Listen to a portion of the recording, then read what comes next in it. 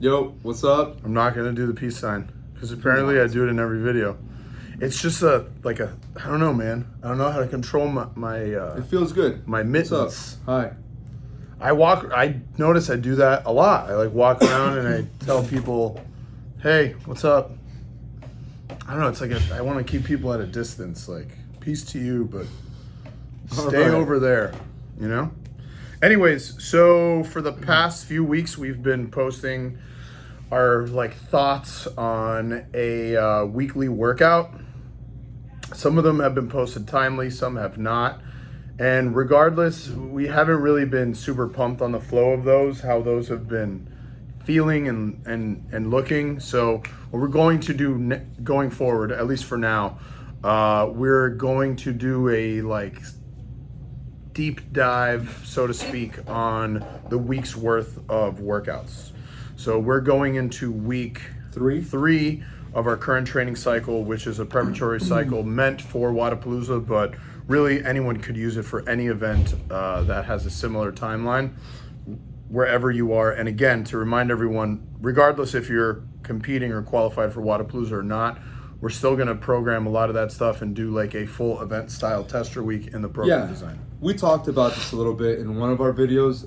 Wodapalooza is also later in the year, so we have more time. So typically we'd start off with some shorter monostructural work. If you guys have been following along, you know we're doing some longer pieces. We're doing 20-minute bike tests, some longer rows and runs. We have the time. So like you said, even if you're not doing Wodapalooza, it acts as almost like a mini off season and go back and build some of that aerobic work in your base. So yeah, even if you're not gonna do Wodapalooza or an event, it's perfectly fine to do this after the open. It's probably exactly what we'd program in an off season year anyways. Yeah. So yeah, like Danny said, we're gonna go into next week's training and just kind of give you guys a recap of the entire week, tell you what we think is important, what the intent should be on certain days. Right. So going into week three, we've had some comments from people who have communicated how the volume's a little bit too much for me. Some of those folks were following our program previously, and it was our open style template, which I understand when the open comes around, a lot of people feel like volume is the key. However, the open is honestly the antithesis of volume. We're not training high volume in the open. We're working on high intensity maximal efforts, recovering, and then potentially repeating those efforts and having small deloads throughout the week, primarily. Yeah. Most people tend to actually report that they feel a decrease in their overall fitness during the open. I think that's normal and expected, yeah. So our program design has reflected that, and we were not really focusing on volume during the open. Now, as this ends and we're emphasizing getting in shape for events, volume starts to become the priority. So if in the first 2 weeks, volume was a bit much and there was some stuff that you guys missed out on, we totally get it. However, at this point, you should start adapting to the volume of the overall program design. And what you see now is laying the foundation of pretty much what it's going to look like over the next several weeks. Agreed. Yeah, and there's some things that are happening week to week. I don't know if you guys may have caught on, you may have not, but some specific things we're working on and training in, for instance, Monday's conditioning, on Wednesdays and Fridays. And if you haven't, we should take the time to catch everyone up on that. Leading up to the open this year, we did a lot of what we call pacing work, a lot of structured rest periods and breathing.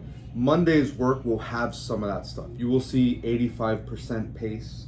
You will see a lot of EMOMs. You will see a lot of short repeats with rest. Yes, that is pacing work. Technically, it's aerobic endurance work. For some of you, it's pacing work. I don't want to say pacing. I don't want to use that term as a catch-all. It's not. Not everyone is going to be pacing these. I had a lot of people ask me what an 85% pace is. What do you mean by keep it aerobic?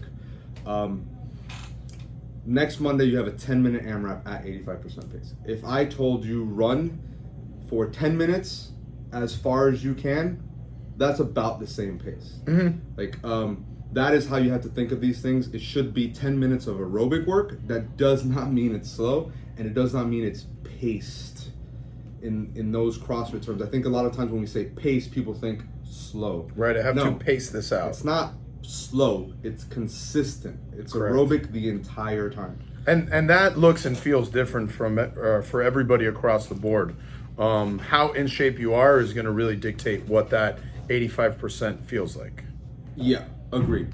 But just so you guys are aware, that is what we're talking about on Mondays. That is what we're working on. Those 85% pieces, the EMOMs, they're paced, but the pace is not slow. It is aerobic endurance work, and it should be hard. You should be breathing the entire time. You should be sweating. Now, it should not get to the point that it becomes anaerobic. It should not feel like your heart rate is spiking. You should not be on the floor like you did Fran afterwards, for lack of a better example. But it should be hard. It should be difficult. When stuff like that is prescribed, it's everyone's opportunity to take from those learning lessons and develop them into things that you do when especially you compete or in a qualifier going forward. So if you push a little bit too hard and the wheels come off early, that's understandable, but learn from that experience. We spoke about recently how every time you train is a gift, and the gift that you're given is the ability to learn from something. And if you're just kind of like going through the motions and mailing in your training and not learning from those lessons and seeing that an 85% pace is prescribed, then again, maybe you pushed too hard. Maybe you didn't push hard enough. Those are things that now we have the ability week to week to build up on, so that by the time we get to the event, we're not hearing athletes, especially like remote athletes, people who train alone, come back and say shit like, oh, the problem is that I always train alone. Exactly. Oh, the problem is that I do this. The problem is there's no one to push me. The problem is this and that. Like, now is the time to address and fix those things. Yeah. So a design like Monday gives you the ability to do that and helps you tune in to what we used to reference them in different heart rate zones, but what a zone 3, what a zone 4, what an 85% versus an 80% should feel like. Yeah. And those are things that the best athletes in our sport can adapt to those things very quickly. And you tell them like what an 80% feels like, and that's automatic. Yeah. And that should be everyone's goal at some point. Yeah, and if you guys are using heart rate monitors, then Monday's work should be like zone 3. Mm-hmm. That's where we want to be for most of it. It may not be able to hold it for all 10 minutes, but that's where we want to be, zone 3. Right. So progressing. Tuesday. So something that many of you guys should be very familiar with at this point is the term DM, that stands for daily minimum. There might be some of you guys who have not. That's not all it stands for. Whatever. It stands for other things as well, but in the training world and for us, it stands for daily minimum.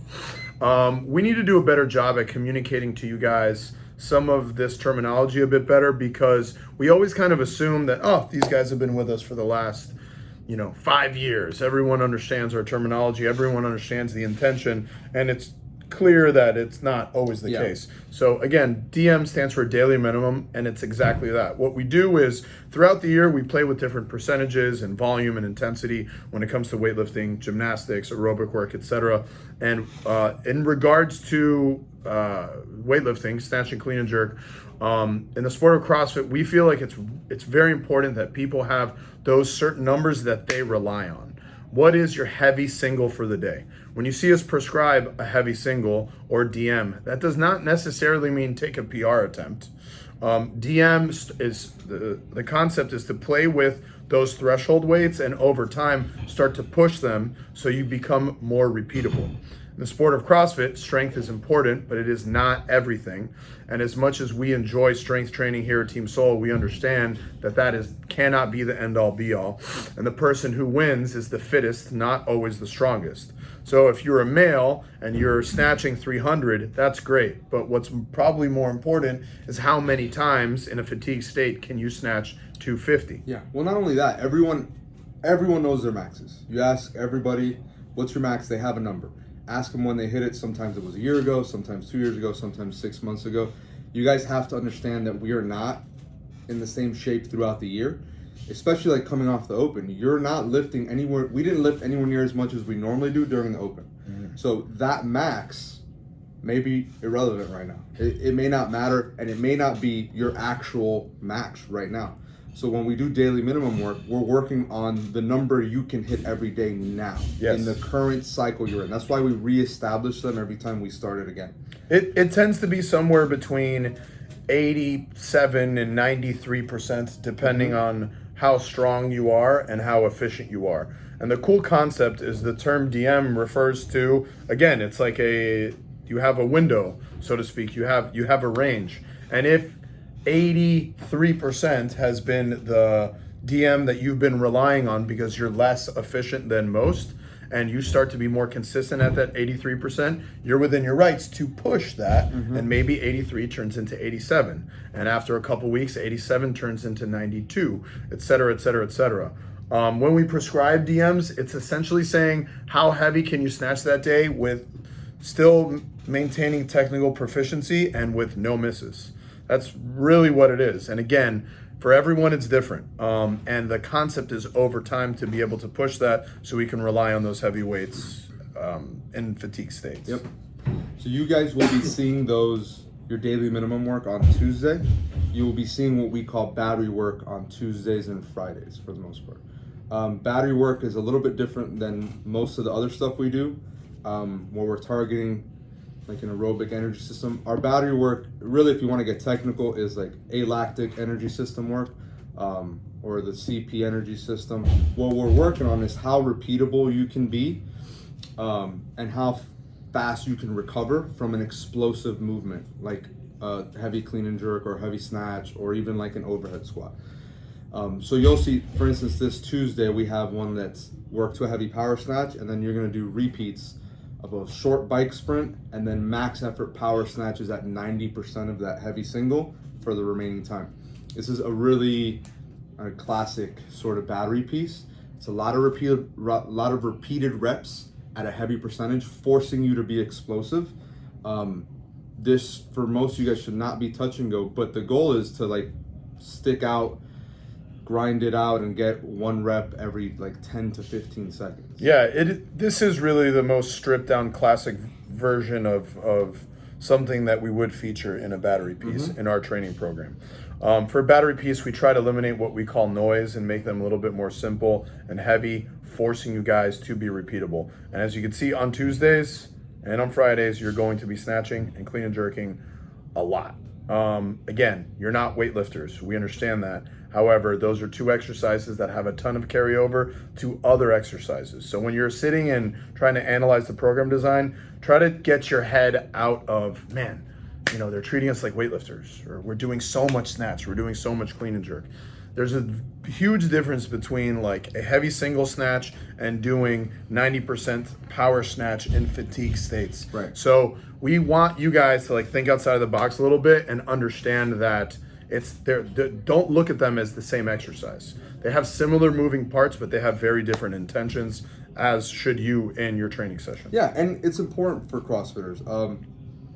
The last couple opens, we've seen what we could call like a battery piece. We've seen something where you have to work to get to a bar, and now you're fatigued, and how do you do at that bar? It's honestly been a staple at this point since like 20. I think the first year, I'm just throwing this out there without researching it right now, but I want to say the first year may have been 2014. Test the bar snatch one? No, the first year that there was a heavy single one rep max with the clean. It was the toe to bar workout. I was going to say that was 2014, 2015. And then since then, every year, the fatigued state, barbell increasing, earn your way there has been a staple. To be honest, I think the first time we saw it was in the second year of the Open, and it was the snatch workout, where it started very light and it increased reps increased weight every 30 reps. And every time stuff like that comes around, we hear from clients and athletes, I wasn't tired, I wasn't out of breath, my legs were just dead, I couldn't finish. That is a different energy system. Yes, having a broad and big aerobic base helps with stuff like that, but it is a different energy system, and you do have to train it. You know, and that's what the point of these battery segments are. Let's sum this up talking about gymnastics real quick. Go ahead. I thought you were gonna keep going. No. So you guys may have noticed there's a lot more segmented work. There's a lot of chest or ring to chest, a lot of like handstand push-up negatives. We're taking a break from doing the full movements and breaking them down. just like we do our strength work, breaking them into smaller pieces and working them in a more strict setting, a lot more time and attention. We're big believers that we should treat our gymnastics like we treat our lifts. Break them into accessory work, break them into smaller movements, increase the time and attention, increase the volume on them in that setting, and then when we start to practice them again, you know, that strength should be there to carry over. And also base them off percentages as well. Yeah. And that's not to say you're only seeing strict work. There is some sport-specific work. There still is some cluster work. There's still some complexes on the bar. It's not all strict work, right? But, you know, we're definitely increasing the amount of strict work you do, and as we get closer to Wodapalooza, that will become way more sport-specific. Just remember, like, we know that there's a large demographic of people who get very frustrated with the amount of strict work that we call on in the realm of gymnastics. However, you've got to understand that that's going to have tremendous amount of carryover for your sport-specific work. The sport of CrossFit, if you're spending all of your time doing sport-specific work, that's where injuries live, that's where burnout is.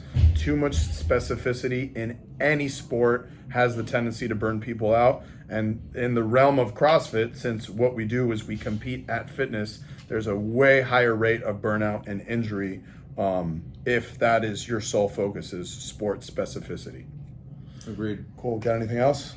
Try to get out of the gym for your track work. Hell yeah. Get outside, run outside, get used to it, get away from being in the gym. Even if you have an air runner, go outside. I agree. All right, hit us up with comments, any questions. Again, we're going to keep doing this a lot. We've already put out quite a few in the last couple weeks, and we're going to continue that. But we're only going to get better with your guys' feedback, you guys hitting us with questions, ideas. We're always open to whatever it is. So we genuinely appreciate all of your help and support. I didn't do it. Do it. Nope, Do it. I didn't do it. Fuck off.